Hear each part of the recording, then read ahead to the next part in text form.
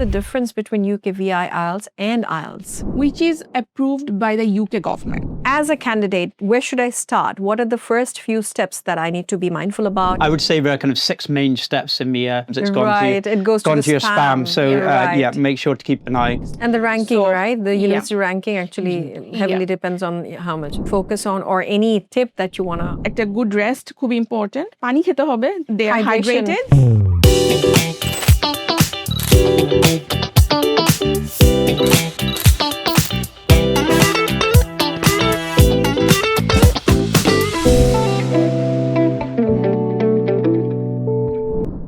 Hello, Assalamu alaikum. Welcome to IELTS Unlocked by British Council. আমাদের আজকের এই এপিসোডে আমরা IELTS রিলেটেড বা স্কোর, মডিউল এসব ছাড়াও আরো যে অ্যাডিশনাল ইনফরমেশন ডিসকাস করব যেটা আপনাদের জন্য অনেক হেল্পফুল হতে পারে. Yes, if you're interested to do your higher education or explore your career in the UK, for you, I think this episode will be very, very helpful.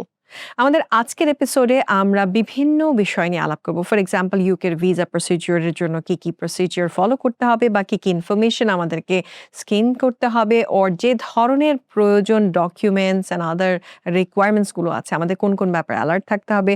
R specially আজকাল তো social media বা অনেক প্ল্যাটফর্মে, ওয়েবসাইটে বিভিন্ন জায়গা থেকে অনেক ধরনের ইনফরমেশন থাকে. How much authentic those are, সেই বিষয়গুলো নিয়েও আমরা আলাপ করবো আমাদের আজকের এক্সপার্টসদের সাথে.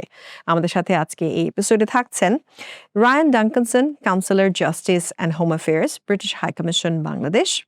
সেই সাথে থাকছে Juliet Mondal, communication manager, South Asia marketing and communications, British Council, Bangladesh. Ryan and Juliet, welcome to today's episode. How are you? Excellent. Thank you so much for having us here in the office and in the studio. Very excited for the conversation. Yeah, thank you. Thank you for coming. So we wanted to talk about UK visa procedure for the candidates who are trying to apply for higher education or maybe for their migration or higher career opportunity.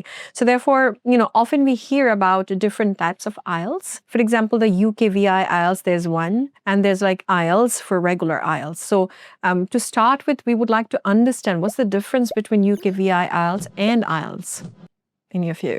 Yeah. So can I? Yeah, of course. Oh, all right. So UK VI IELTS is a very special version of IELTS, which is approved by the UK government. Okay. So UK VI IELTS stands for IELTS for UK Visa and Immigration. Okay. So if anyone wants to go to the UK for their study or work, or they want to live in the UK, they have to take the UK VI IELTS. Okay. It is also called as Secure English Language Test, SELT. So it's like both types. It has both types, like the academic and the general training as the IELTS, general IELTS. But as I said, that it is specific for UK visa and application. Okay, so the modules are also designed in a way. Does that also include like the accent or anything for them to understand for the UK, as in the British communication? Is that something like that? No, it's not like that. So there is no differences between the IELTS and UK VI IELTS in the test format or scoring or like the way they are taken.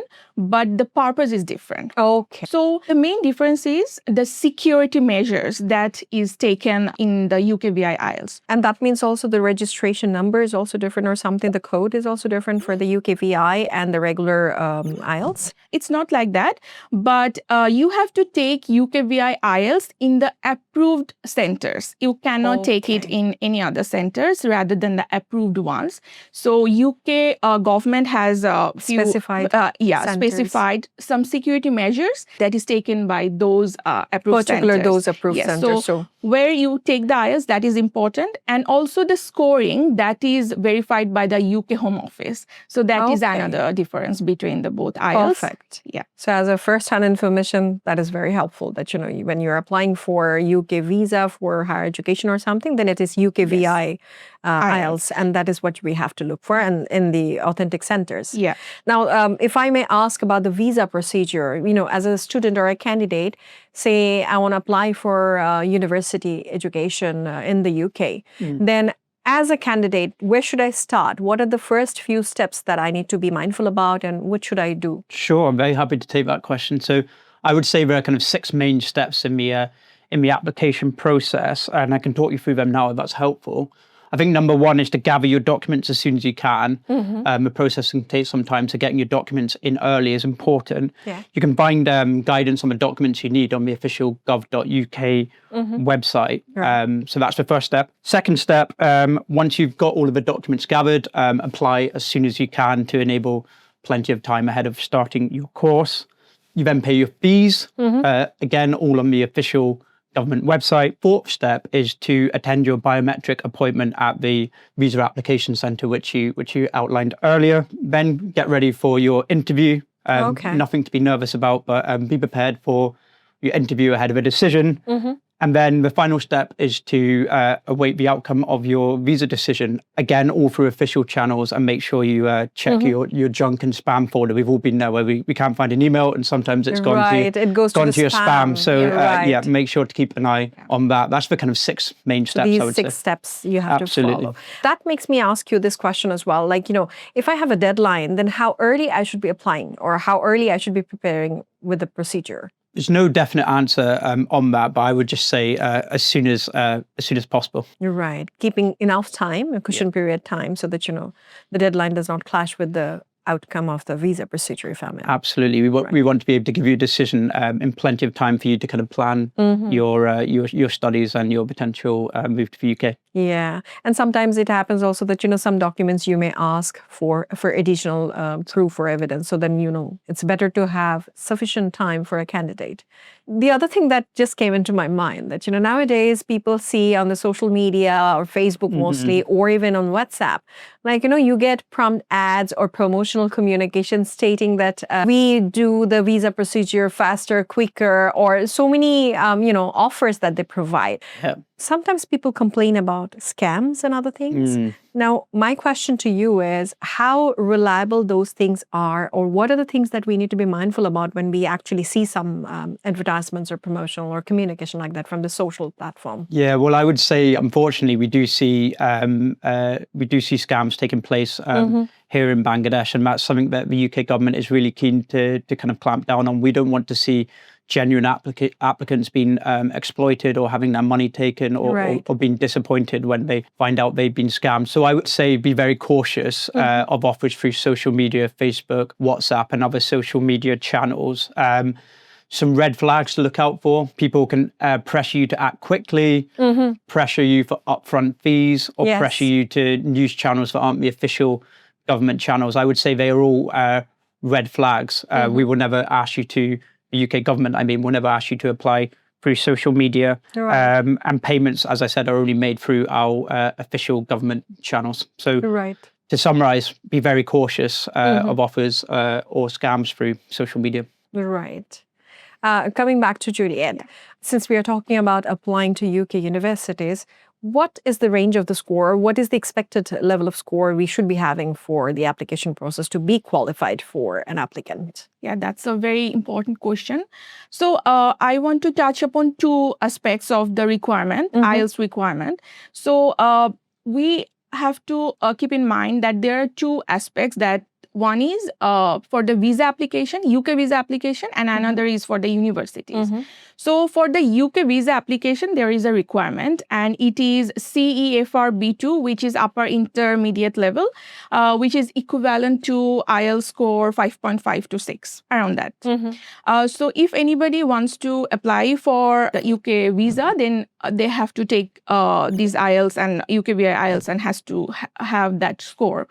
For the universities, it differs. Okay. So it starts from like 6 to around like universities like Oxford, Cambridge, they ask for 7 to 7.5 and even more than that. Like undergrad courses, that requires like 6 to 6.5, postgrad 6.5 to 7. And as I said, that university, the requirement varies with the universities. And the ranking, right? The university ranking actually heavily depends on how much they're expecting. So the students or the candidates need to visit the university websites. So they specific requirement they have to look for. they can know that what is the specific requirement. But on for an IELTS. average, we can say 6.5 and above would be helpful for the UK higher education. So, when we're talking about taking IELTS and, going through the procedure and then the result gives you I would say, the pathway to the world, particularly for UK and the UK specific visa procedure, why the IELTS system is still considered as the most trusted English testing language? Very good question. And still, IELTS is one of the most trusted English proficiency tests worldwide.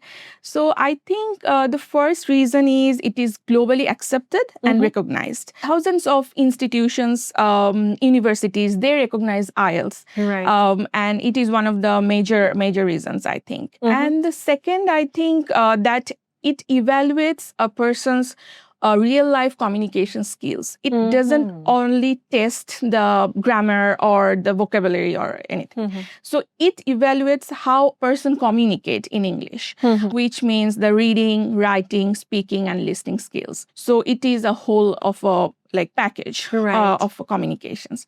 And the third, I believe that it is trusted and reliable because it is managed by very well-reputed organizations like British Council and Cambridge. So it's jointly managed by them. So that's why I think it's most trusted. Nice. Thank you, Juliet.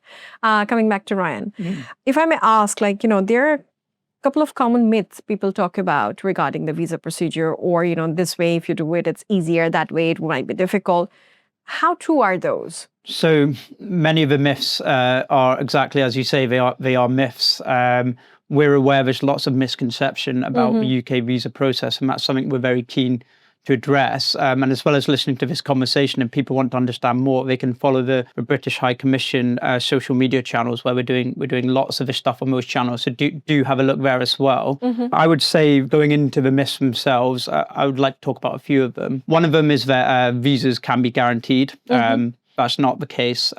Each visa is assessed on its own merits by a UK VI team in the UK, and there's no guarantee of a visa. So if a visa agent, for example, tells you that the visa is guaranteed, that's not the case, and something to look out for. I think there's also a myth that there are special access or shortcuts to getting a visa. Exactly. For example, if you know someone that works for the UK government, or or you know a visa agent, there are shortcuts. Again, doesn't work at all like that. It doesn't work. It doesn't work like that. Each visa is assessed, as I said, on its own merits, and will take as long as the kind of UK VI decision makers need to make sure that visa is valid. I think another one is that a job offer from the UK automatically comes with an offer of a visa. Again, that's not true. That's not true. So look out for that. If you're getting job offers with a guaranteed visa, that's likely to be a scam. I'm sorry, I've got a long list here, so I will go through all of them. No, it's all right, as long as it's helpful for my audience. Great, yeah. One of the other myths is that sometimes there's no interviews or checks needed. That's impossible. Yeah. For real? It doesn't Absolutely not. UK VI need to conduct interviews to identify the applicant and check that it's a valid application. So do be prepared for an interview when you're applying for your visa. And then, as I've already kind of touched on, the immigration or visa agents can, the myth is that they can influence decisions. I'm afraid they can, and that's something to watch out for. If a visa agent is in touch with you saying, listen, I know the UK government, I can make sure this visa is accepted, then for me, that would be a kind of big red flag, and I'd be very cautious about that. True. I mean, often people talk about these things, and then after that, they realize these are not true and it's not for real happening. I mean, these are helpful tips, undoubtedly. The other additional thing that I wanted to ask you is that often we see on the websites people talking about the success case or story with students, with migrant people, or people who are applying for the UK visa, and the websites or the platforms, they're actually sharing testimonial and other things, the success stories. How true are they, or what are there to watch out for? Well, yeah, the first thing I would say is that we're not saying don't use visa agents. There's a role for visa agents, but we're saying do be very cautious. So some of those examples which you highlight, they can be misleading or actually fake. So they can use, professional looking content like the wonderful studio you've got here. But these scenarios are often or can be made up. So Sometimes it's completely legitimate, but I think, again, as has been a theme throughout our conversation, I think act with real caution. When something seems too good to be true, I would often err on the side that it actually is too good to be true. Okay, Ryan and Juliet, we are almost at the end of our program, but I have one last question to each of you. Starting with Juliet, Juliet, if someone wants to apply for a university in the UK and they're planning for their IELTS exam, UK VI IELTS, where do you think they should focus on, or any tip that you want to say to them? Well, so any type of IELTS এর জন্য, IELTS general or UK VI IELTS, practice is the key. So অনেক practice করতে হবে। আর আমার মনে হয় যে practice করলেই একজন খুবই কনফিডেন্ট ফিল করবে, নার্ভাস ফিল করবে না, কারণ এই 4 ঘন্টার যে একটা বিশাল টেস্ট, এটা খুবই ইন্টেন্সিভ। সো কনফিডেন্স রাখতে হবে, এবং কনফিডেন্স, হ্যাঁ, এবং অবশ্যই প্রপার রেস্ট নিতে হবে আগের দিন, এবং একটা গুড রেস্ট খুব ইম্পর্টেন্ট। And also খুব ভালোভাবে তার পানি খেতে হবে, so that they are hydrated. And I think these all are very important. Physically and mentally prepared থাকার জন্য for the test. Intense exam. Yes, you have to so prepare preparation like that. important. Thank you so much. And to Ryan, if someone is applying for the visa because they want to go for higher education, for them, any last tip or any additional thing that you want to add? Thank you. Just to underline the things I've already said, I would say be wary of offers that seem too good to be true.